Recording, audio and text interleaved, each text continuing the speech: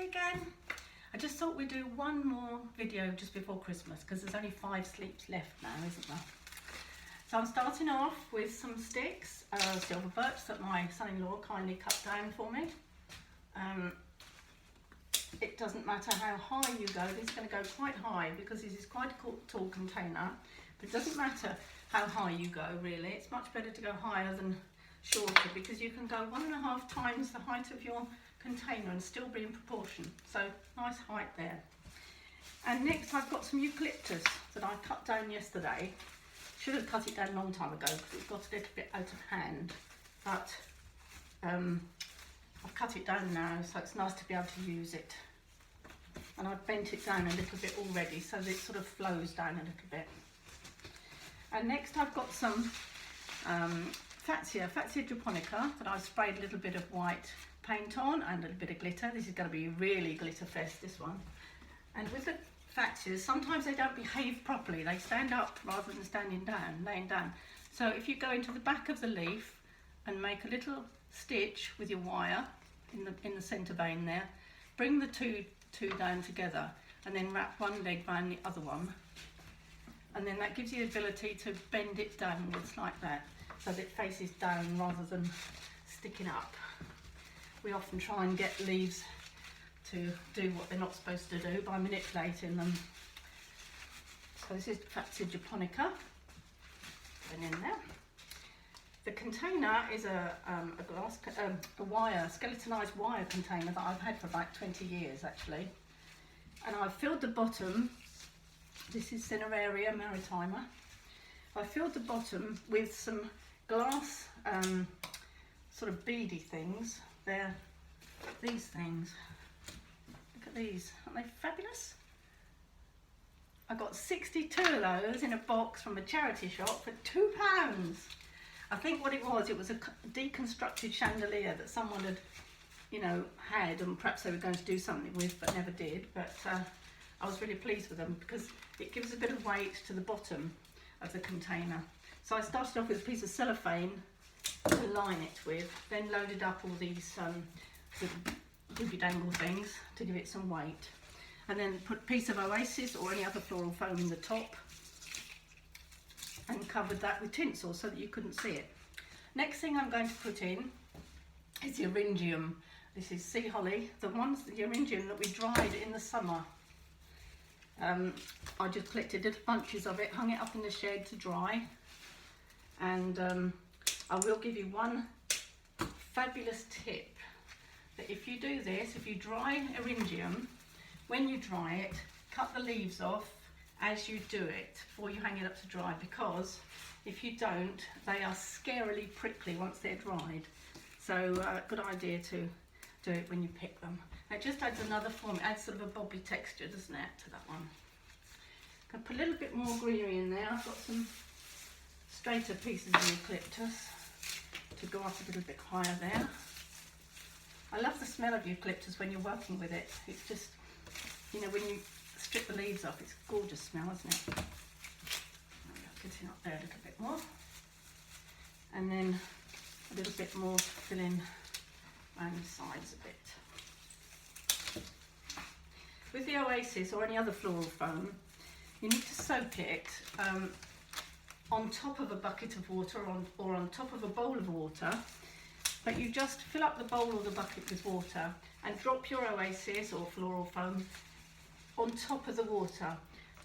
No need to push it down, don't push it down, but just let it soak at its own speed. And a block of Oasis will only take 60 seconds, so there's no worries about having to do it the day before or anything. So that's given me an outline in the foliage. Peel that off. And into that I've got some palm space. Remember in the summer we did dried these, not space, palm leaves. And what you do, you dry them, they're all raggedy to start with, aren't they? So once you've dried them, you just cut them down into little shapes, whatever shapes you like. Easy to cut down. So I've got some little shapes here to put in, just to add a bit more interest. I've done already for you. There we are. And as long as you point everything towards the middle, it should come out relatively okay. That's the plan anyway. Right, that's the palm space in there. Oh, that's just come out. Go back in there. There we are. Okay, and then I've also got the alliums that we dried in the summer. I'm a big drying fan from the garden. Get anything from the garden and save it. And these are alliums that I've brought inside, enjoyed in the garden first of all, then brought inside and hung up in the shed to dry. And then I've silvered them or whitened them and then glittered them. Glittering everything this year in here. This jumper wasn't a glittery one before I started, but it is now. And then you can use these alliums over and over again. They're really sparkly and lovely. One more there. I'll tuck him in there. Right, coming along.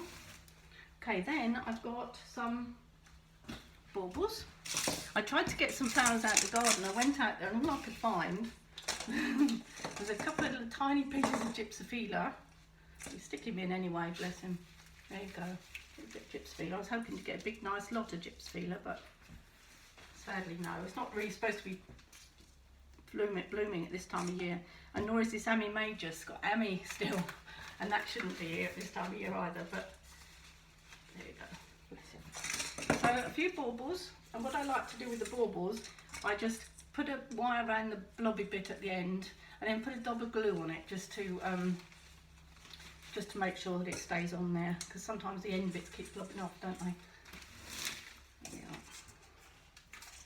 A few baubles there in a little bunch.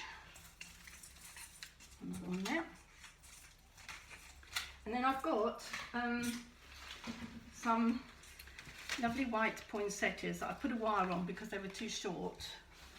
Now I will say, if you use poinsettias or any other of these artificial flowers, if you were doing a competition for NAFAS, which is the National Association of Flower Arranging Societies, you're not allowed, if you're doing a competition, you're not allowed to use artificial plant material. So unless it says so in the schedule, but if in doubt, leave it out. Put that one up there and that one down there. Now if you've got any spaces left to cover the oasis, if you've got any oasis showing, you can use a hydrangea, dried hydrangeas, and again a little bit of wire on the end, and you can tuck it in wherever you see a piece of oasis showing. Bring that down there and then stand back and see if it's reasonably straight. I think the whole thing is a little bit wonky, the container is a little bit wonky, but hey ho. There we are. I think that's all I'm going to do to that one, and all that's left is for me to wish you all a super Christmas, and thank you for watching, and thank you for all the lovely messages I've had this year. So thank you very much. Bye bye, see you next year.